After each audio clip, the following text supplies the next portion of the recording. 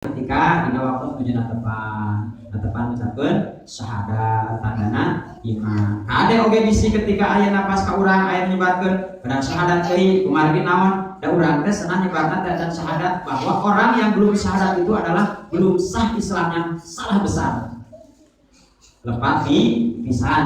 Naon sababna? Urang mah Islam pasti itu ibu bapak. Naon sababna? Ketika parantos berat ke alam dunia parantos disyahadatan bahwa itu sardayana oge baik ibu urang, buyut urang, akeh urang, jangaware, kait siwur dan lain sebagainya parantos gitu. Jadi terkadang urang di syahadatan deui. Kunaon eta syahadat dina tepat? Eta mah syahadat pamitan biasa dilaksanakan ku para guru nya. Biasa aya syahadat dina tepat. Ayah syahadat kaitan waktos kurang ketika dina waktos dilahirkan. Nah sehingga ini terprovokasi bahwa orang itu adalah Islam anu jelas. Inti kota Ahlus Sunnah wal Jamaah